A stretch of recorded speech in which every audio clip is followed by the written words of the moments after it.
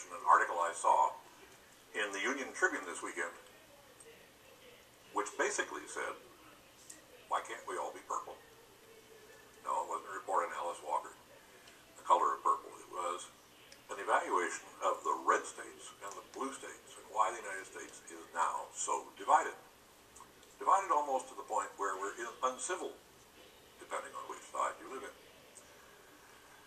In reality, we've always been. And I'd like to take you back on an historic adventure to realize that social change, political change, economic change, human change takes a long time.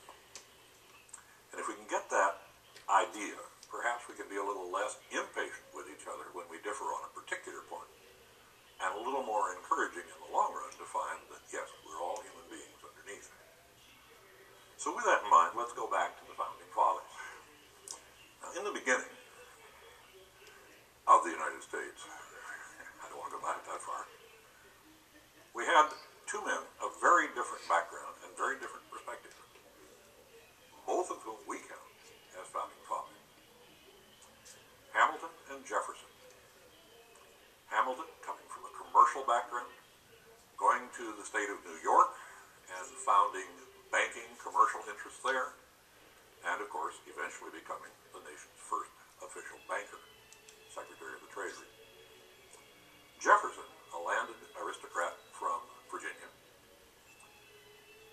widely read, highly respected, and very humane. Now, at that time, there was very little that the two agreed upon. After all, Hamilton thought we should have had a monarchy. Jefferson thought the real wisdom of the nation resided in the crossroads store. Hamilton was afraid of what he called king mob, meaning ordinary people. And it's very easy at the beginning of the 21st century to realize that in the beginning of this country, of, by, and for the people meant of, by, and for one white man in 17, because the requirements to participate in government were so stringent as to include not only property owned, but a bank account as well. Now, with that in mind, how did we get to the point where all of us now are encouraged to participate, whether we do or not? Well, the good thing about this last election is we got more out than usual. Unfortunately, our more is less in terms of percentage than any other democratic nation in the West. Be that as it may, let's take a look at the interests that divided the country then and how they came through. Before I do that, let me just highlight the voting. It took 50 years to get every white man a vote. Andrew Jackson. It took another 40 years and a civil war to get black men to vote, and then they were systematically denied it in a variety of ways we won't go into at this time. It took another 60 years to get women the vote, and it took another 40 years to get the 18-year-olds to vote, even though they had been the bulk of our soldiers all the time. So now, we have a nation in which all of the adults, theoretically, can participate. So that means of, by, and for the people now has a different meaning. But does it? Aren't there still attitudes out there that say some are born to rule and many are born to follow? You say no. Well, think about it for a moment. John Quincy Adams and Andrew Jackson represented again the civilized, urbane aristocracy of New England, and Jackson, the rough and ready entrepreneurs on the land of the Southwest. Jackson is the one who brought the mob to the White House, mud on their boots and all. He thought it was fine.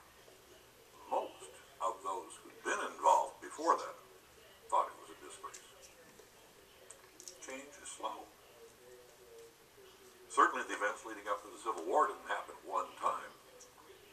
But the fact is that the South was still agricultural in its base, while the North was becoming increasingly industrialized. In fact,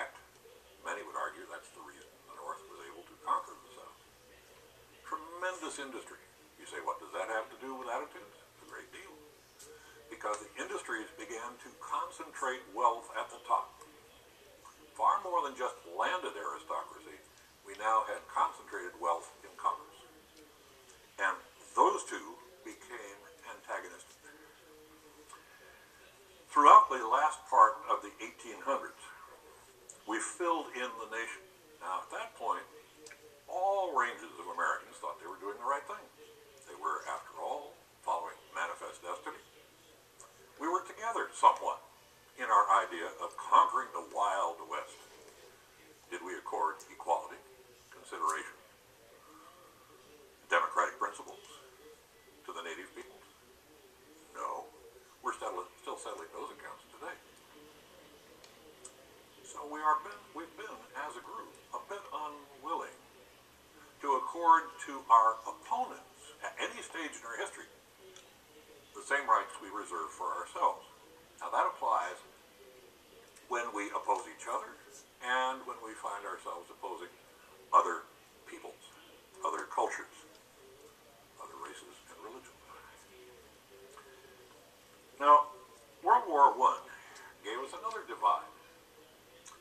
It produced the regular income tax. We tried a little bit of it at the Civil War, but now it became a permanent fixture. There are two types of taxes. The government will always collect one or the other or both. One is a progressive income tax, meaning that you increase the amount of tax as the income increases. In a way, you might say, in recognition of the fact that that person is profiting from the culture or the society more than others. So they would have more surplus or more optional money with which to support the system. The other is a regressive tax, and it's on consumption. We all have to consume.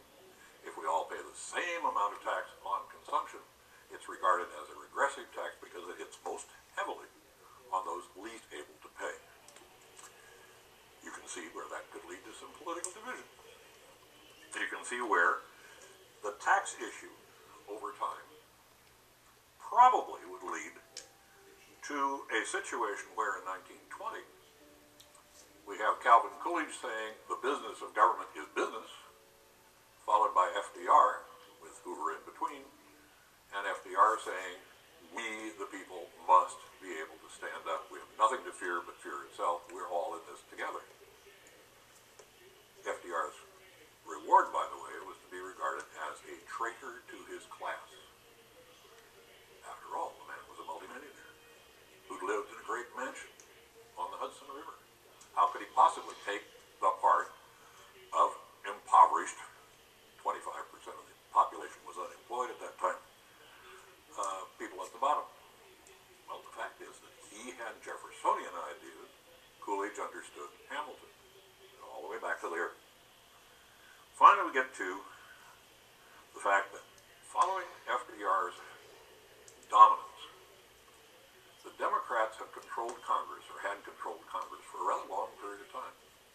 The last stretch was some 40 years. Those who are out of power want to get into power. In this case, Newt Gingrich figured a way to do it. He rode a double-headed horse. One was the traditional appeal to the wealthy, protect them, and reduce taxes. The other was an appeal to religion. Religion has been a hot issue in this country, off and on. We've had something called the Great Awakening, the late 1800s. You say, well, what does that have to do with the rest of us? Well, it permitted the Postmaster General of the United States to open and read your mail and bring charges against you if you have anything in your correspondence that might be considered prurient. Now, that's an invasion of privacy, you say. Yes. But in response to the heavy pressure, heavy political pressure of the Great Awakening, and a group, interestingly, called the Know-Nothings, we went through a period of such suppression, such regulation, that it was bound to lead to some kind of an explosion, some kind of a change. Well, of course, at that time, the scientific community was increasingly influential. The universities were the center of inquiry, and the intellectuals who still rode the horse that Jefferson had ridden, with intellectual property being very highly considered, were the counterpoint. And they still apply today.